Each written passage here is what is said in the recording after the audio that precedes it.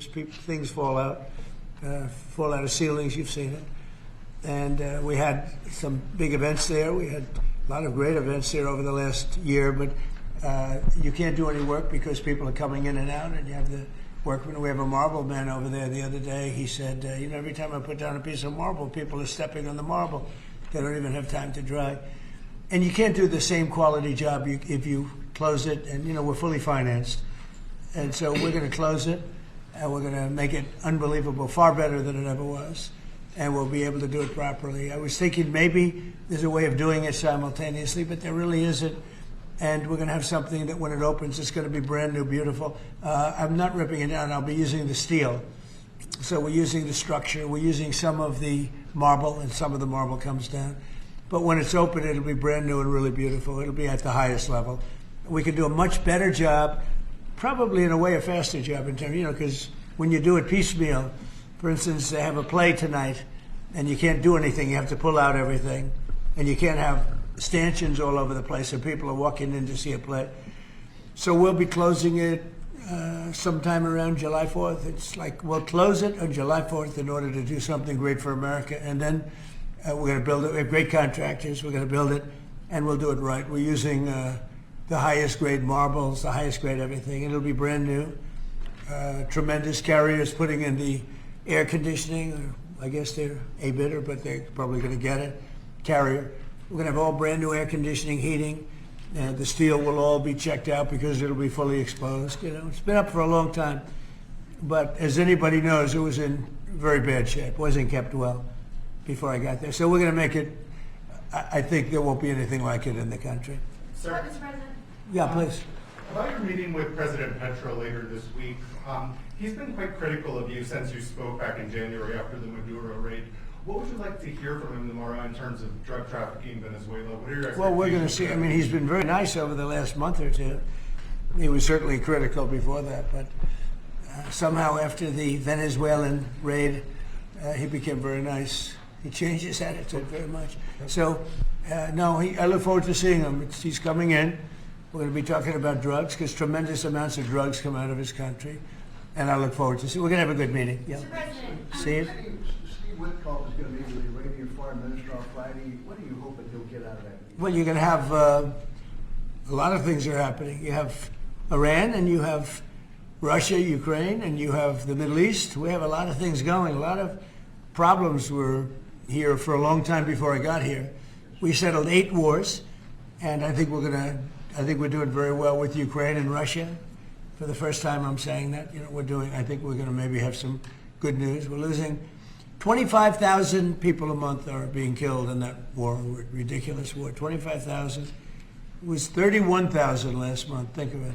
Young, beautiful kids, the kids of parents, their parents. It doesn't affect us in one way, but in another way, it's 25,000 souls that if I can solve it, we're not spending money like Biden did. He gave $350 billion away. I make everyone pay.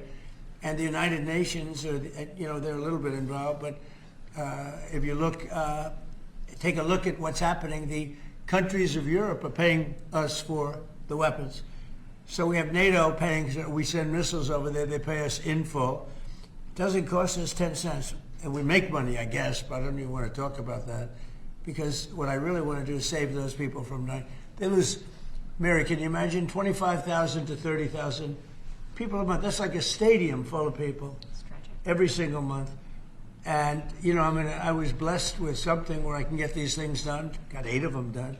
I thought all 8 were going to be more difficult than this one. I thought my relationship with President Putin would give us a, much easier road. But there's tremendous hatred between Zelensky and Putin. Tremendous hatred. It's a shame, but it's taken longer than we thought.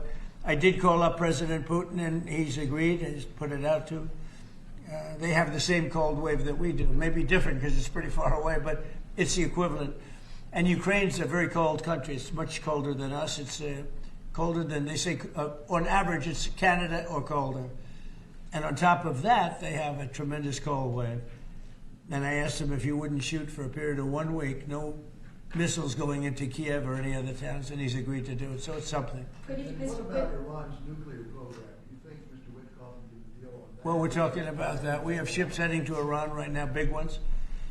biggest and the best. And we have talks going on with Iran. We'll see how it all works out. Mr. President, I'd like to speak with Mr. you. President, the Pentagon released National Defense Strategy last week, and it says... Where are you from with that nice I'm accent? from Europe, Good. from Lithuania, Baltic states. Good. National Defense Strategy says that U.S. will provide critical but only limited support for European defense. What does that mean, limited support? Will U.S. still provide... Well, we get along very well with Europe. I do. Because, don't forget, I got the GDP lifted from 2% to 5%. Nobody thought that could be possible. And they're giving us a lot of that money. We have the best military equipment. We're selling it to NATO. But I get along very well. But Europe has to be careful because, there are those that say it's no longer recognizable between immigration and energy. It's... There's so much potential. In UK, you have the North Sea oil, and they basically closed it down. And then they buy energy from Norway, which is the North Sea oil. So you figure that when Norway's got trillions of dollars. They have to be careful. You need energy, and you can't do the windmills because the windmills, you're supposed to make money with energy, not lose money. So I'm very disappointed. I love Europe. I love the people of Europe. And they have to be very careful. They're at a tipping point. You have tremendous immigration problems, and you have tremendous energy problems. It's a bad combination. Mr. President, thank you, Mr. President. Kristi Noem just announced that you're deploying body cameras to Minneapolis. What's your thinking behind this decision, and do you want to see this? Well, it wasn't my decision. I leave it to her. They generally tend to be good for law enforcement because people can't lie about what's happening. So it's, generally speaking, I think 80% good for law enforcement. But if she wants to do that, I'm okay with it. Remember one thing, we closed the border. I got elected on a disastrous border. And we have nobody coming in through our border anymore. We had 25 million people come in 4 years through our border. Many of them were murderers and drug dealers and mentally insane from mental institutions and insane asylums. And now, we don't have anybody coming in. For 9 months now, they actually report zero. We have 0 people coming in, which I find hard to believe, but the Democrats do that report. They tend to be left-leaning that do that report.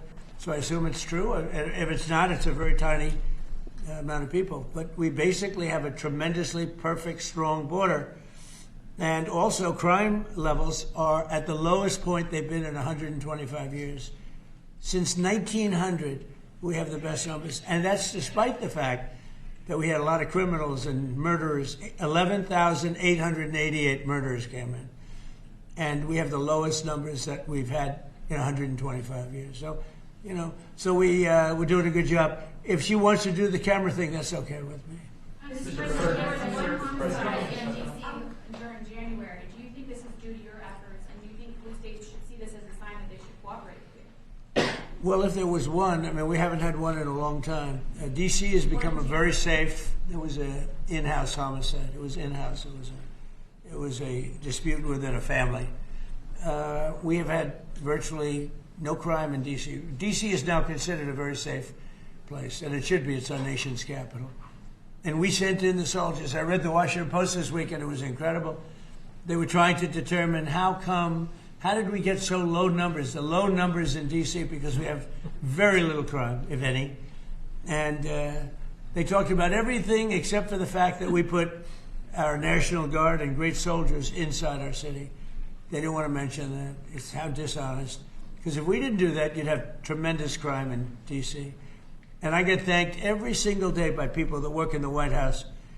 People, young ladies, men, they come up, thank you, sir, for making D.C. so safe. They walk to work now. A year and a half ago, they wouldn't have walked to work. They would have been killed or mugged or something would have happened to them. So it's, it's a great honor, but you got to read the story in the Washington Post. They do it. Crime is way down in D.C. Now, what's the reason for it? The reason for it is we have very big, strong, good-looking soldiers standing around. And I think they make the place look better. But this is our capital, and we have a very safe capital. We had a very dangerous capital before. Yeah. Sir, yesterday you said you were speaking to people about Cuba to reach an agreement. What Right. sort of agreement are you hoping to reach? Is that with the Cuban government? Well, it's a What would you failed like to see nation from now, it? and they're not getting any money from Venezuela, and they're not getting any money from anywhere. It's a failed nation. Mexico is going to cease sending them oil. So I'd like to take care of the people that are here from Cuba. You know, we have many people that came from Cuba that were thrown out of Cuba or that fled Cuba. They came over on rafts. They went through shark-infested waters. I don't know how they did it. And it was many years ago. Many would like to go back. Many would like to at least visit their relatives. And I think we're at a pretty close point. We are dealing with the Cuban leaders right now. Mr. President, the Wall Street Journal reported that the royal family of Abu Dhabi invested hundreds of millions of dollars in your World Liberty Financial. Can you explain why you decided to take that investment? Was that a transaction? Well, I don't know about it. I know that crypto is a big thing, and they like it. A lot of people like it. The people behind me like it. My sons are handling that. My family is handling it. And I guess they get investments from different people. But I'm not. I have all I can handle right now with Iran and with Russia and Ukraine and with all the things we're doing. So I don't know exactly, other than, you know, I'm a big crypto person. I'm the one that probably helped crypto more than anybody because I believe in it. And the reason I believe in it is because if we don't do it, Scott, I think we can say then China's going to do it. Right? Yes, sir. If we don't do crypto, then China's going to do it. And it's just like AI. We're leading AI by a lot. And if we weren't leading, China would have led. You know, they're very capable. They're very good. What do you have to say about that? You've made America the digital asset capital of the world. We did the Genius Act for stable coins. Many of the people standing up here are working on the Clarity Bill to I hope that give gets us done. market structure. Yeah. And we're bringing U.S. best practices to an exciting new industry, digital assets, innovation, and it spreads everywhere. So the U.S. And do you agree that if we didn't do it, China and others would, but China would? Oh, China would have had the lead, and then others around the world in terrible jurisdictions would have been doing it. And on Iran, sir, can you say what your threshold military action is? Well, I can't tell you what I'm going to do because right now, you know, we have a tremendous force going there, just like we did in Venezuela, even bigger. And they'll be there soon, and I'd like to see a deal negotiated. I don't know that that's going to happen, but I mean, if I knew, I wouldn't be able to. I wouldn't tell you. I'd be very foolish if I would tell you. But right now, we're talking to them. We're talking to Iran, and if we could work something out, that'd be great. And if we can't, probably bad things would happen.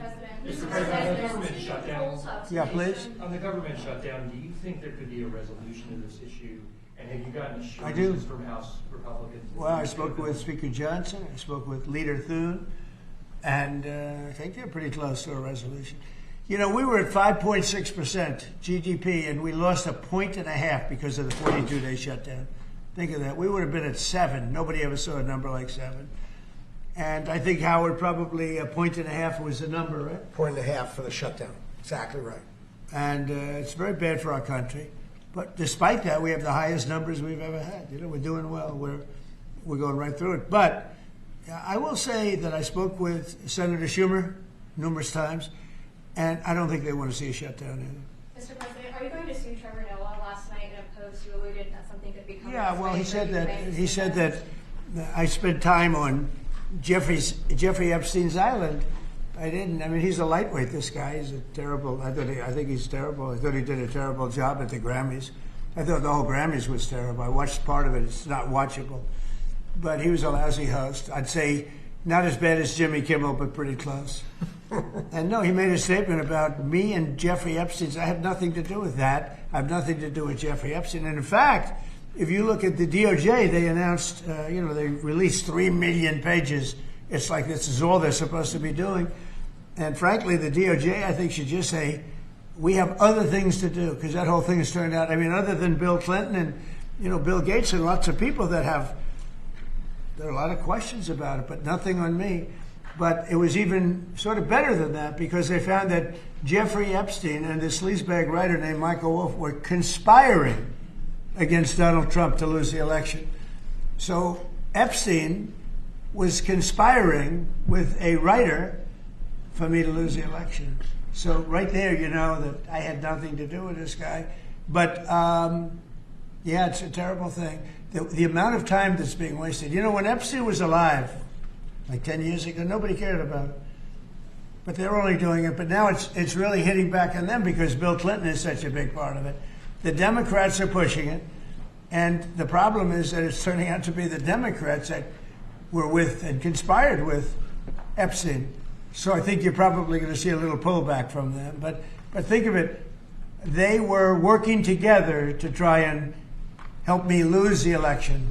But this is the Oval Office, so I guess that didn't work out too well. Okay, one more question. Mr. President, do you have an update on the U.S. troop level in Europe? Are you planning any force reductions? Now, we have a great relationship with Europe. We have a great relationship with our troops.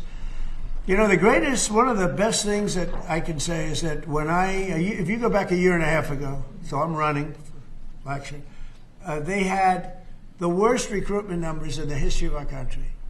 Nobody wanted to join the military, or nobody wanted to join the police. Nobody wanted to join the fire departments. We couldn't get anybody to be a proud member of our country. And now, Doug, as I told you before, now we have the best recruiting numbers that we've ever had in our military. Army, Navy, Air Force, Marines, Space Force we love, and Coast Guard. I love the Space Force. It's doing great. But now we have waiting lists on everybody wants to join. You know why? Because people are proud of our country. Because our country is doing great. I think Mary can say the same thing. You had lots of people not working so well, and now you just wish you could get them in faster. I know that it's hard to get them. Yeah, we continue to bring people in and have training programs. We're Right. investing in the Training U.S. workforce. people. Yes. But 2 years ago, you didn't see anything like this. It's amazing what's happened. So we have the number one in the history of our country. We've never had more people that want to join our armed forces than we do right now. And a year and a half ago, nobody wanted to join. They were embarrassed by our country. They were embarrassed by our leadership. And now they're proud of our country, and they're very proud of our leadership, and a lot of the leadership is right behind me. Thank you very much, everybody. Thank you, press. Thank you, press. Thank you. Thank you, press. अमरीकी सदर Donald Trump की media से गुफ्तगू आप मुलाहिजा कर रहे थे। उन्होंने कहा अमरीकी सनतों के लिए अहम मादनियात का स्ट्रैटेजिक ज़ख़ीरा कायम करने का फैसला किया है। उन्होंने कहा ईरान से मुज़ाकरात जारी हैं, हमारा बहरी बेड़ा ईरान की जानिब है। उन्होंने कहा हमने दुनिया में 8 जंगें रुकवाई। यूक्रेन रूस जंग के हवाले से अच्छी खबरों के लिए पुरुमीद हूँ। अमरीकी सदर ने कहा कि अमरीकी बैंक $12 अरब की सरमायाकारी करेंगे। यूक्रेन और रूस के दरमियान जंग रुकवाने के लिए काम कर रहे हैं। उन्होंने कहा कि हमने 8 जंगें रुकवाई। ईरान से मुज़ाकरात जारी हैं। उन्होंने कहा कि स्टीव विक्टॉफ जुम्मे को ईरानी वज़ीर ख़ारजा से मुलाकात करेंगे। हमारा बहरी बेड़ा ईरान की जानिब गामज़न है। कार्रवाई के बाद वेनेज़ुएला की क़यादत का रवैया तब्दील हुआ। यूक्रेन रूस जंग के हवाले से अच्छी खबरों के लिए पुरुमीद हूँ। हमने दुनिया में 8 जंगें रुकवाई। यूक्रेन रूस जंग की वजह से हर माह 25,000 अफराद मारे जा रहे हैं। अमरीकी सदर ने कहा कि ईरान से मुज़ाकरात जारी हैं और हमारा बहरी बेड़ा ईरान की जानिब गामज़न है। कार्रवाई के बाद वेनेज़ुएला की क़यादत का रवैया तब्दील हुआ। यूक्रेन रूस जंग के हवाले से अच्छी खबरों के लिए पुरुमीद हूँ। हमने दुनिया में 8 जंगें रुकवाई हैं। अमरीकी सदर ट्रंप मीडिया से गुफ्तगू कर रहे थे। उन्होंने कहा कि यूक्रेन रूस जंग की वजह से हर माह 25,000 अफराद मारे जा रहे हैं।